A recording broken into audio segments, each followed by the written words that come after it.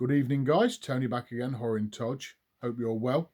Monday evening here in the UK, and coming back today with another review video. I haven't done one of these in a while, and haven't done a video for about a week or so. So I'm sorry about that. It's just, our life gets in the way, and yeah, just haven't had much content to create. So yeah, this review is going to be on a film called The Empty Man.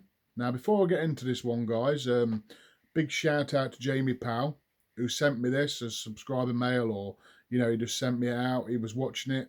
I saw a post on Facebook, and I was like, "Oh, I really want to see this one, mate. It looks really cool." And then he messaged me after. He said, "I've watched that film, mate. I'm sending you it out as subscriber mail, or take it however you want it." I was like, "How much do you want for it, mate?" And he said nothing.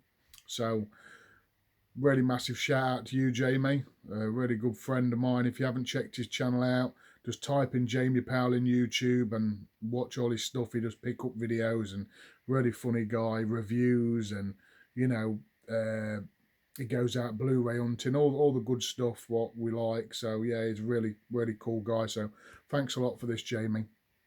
And I watched this earlier, and this is what I'm going to do a review on. So The Empty Man, guys. So we'll get straight into this.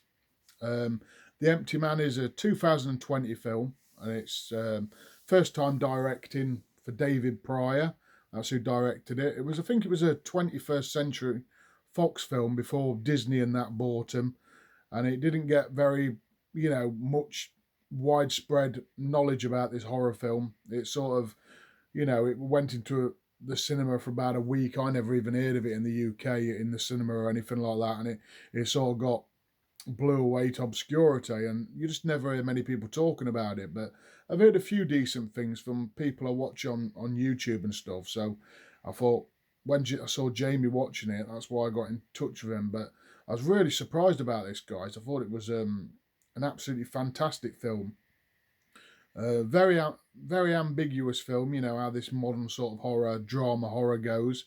But it's a lengthy film. It's probably, I think it's about 2 hours, 17 minutes long. And I know that puts people off a bit, but it's about this guy, detective or ex-detective called James, and he sort of helps one of his friends out whose daughter goes missing in this town. I think it's San Francisco, and he sort of goes down a path. I don't want to give too much away. It's spoiler free, and he goes down this sort of a rabbit hole, and it sort of leads to all sorts of weird and really strange happenings. And there's a cult in there. There's all sorts, but yeah, it's just about this cop or ex-cop, and he's sort of trying to find this missing girl and her friends, and you find out what's happened to him. It's a very mysterious film, and there's all sorts of dreamlike sequences and all that. And I know some people don't like this drama heavy stuff, but I really enjoy it, and I thought it was fantastically shot. I thought the cinematography was bang on. I loved it, and essentially it's like a Candyman type, an urban legend type film, or The Ring, or Slender Man, or something like that. And I'm not going to get into how you sort of call on The Empty Man, because you want to watch it, see that. It's quite a cool, it's something to do with bridges and bottles, and it's just really cool how they come up with that. I think it's come from a graphic novel, this film, but I've never read the graphic novel, but it's just really cool how they sort of tie this urban legend in. And then you've got this at the start. The first 20-25 minutes is absolutely fantastic. You've got this really long prologue, like I say, for about 25 minutes before the title even comes up. And it sort of follows these four guys, two girls and two boys, across this, I don't know, mountainside, like, I don't know if it's Himalayas or I don't know, Tibet or somewhere like that.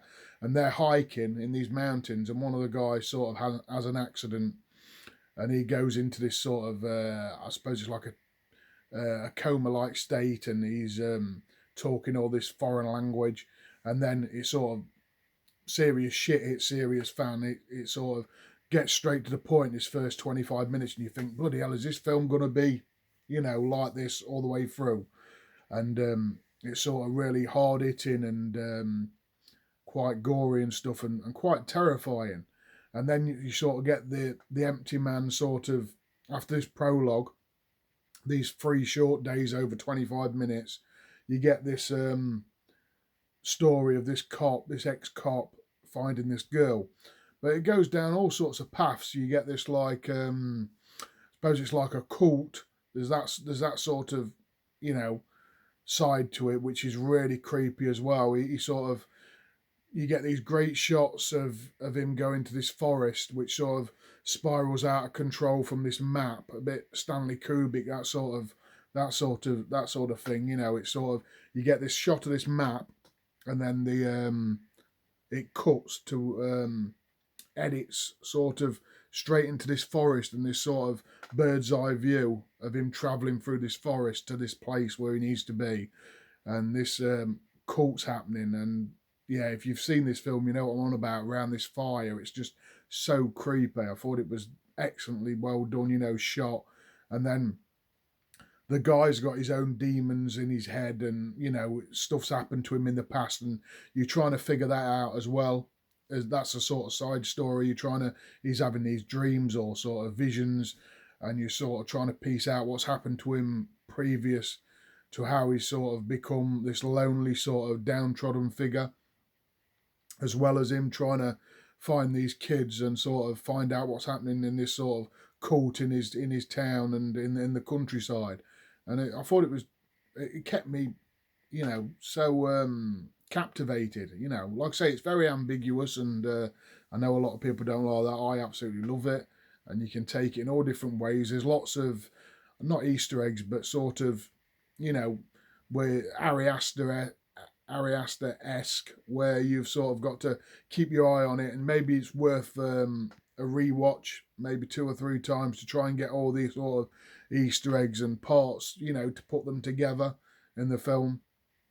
But there's this one shot at the start, what's really creepy, you'll know about when someone's sleeping. It's incredibly creepy. And there's just like a sense of sort of dread in the film, if you know what I mean. Like I say, it's very drama heavy. It's quite bright, and up until the ending, the last 20 minutes is quite dark, but up until it's quite, you know, very white and sort of blue shade. So the cinematography is very crisp, and you get like it's quite a wide angled lens bleeding into sort of blurriness almost. So you're like thinking, is this dream or reality? You know, you get that sort of feeling. Very well, cinematography is fantastic. I don't actually know who done the cinematography. I maybe should have looked it up.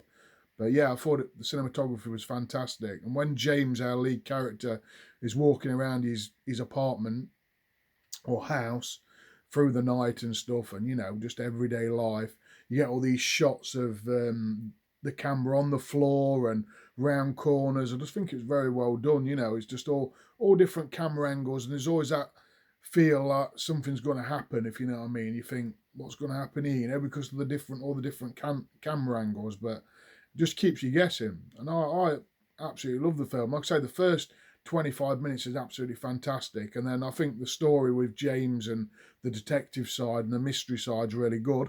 But you've got like 3 films in one, really. You've got the first prologue, 25 minutes, then you've got James's story trying to find this girl, then you've got this sort of cult story at the end. So it's like three sort of stories, but it's all sort of mingles into one, and I just thought it was fantastic. I don't want to talk too much about it, guys. There's 3 or 4 great sort of jump scares or sort of intense scenes. There's some really intense imagery as well, and you know, self-harm and taking your own life and stuff. So it's quite hard hitting, and it's quite a sad movie. You know, there's quite a lot of depression in there, but all in all, absolutely love the film. So thanks a lot, Jamie, for The Empty Man. You can actually watch this, guys, if you want to watch it, because it's a 21st Century Fox film. Obviously Disney bought them out, so it is actually on Disney Plus if you want to watch this, guys. And you don't hear many people talking about it, but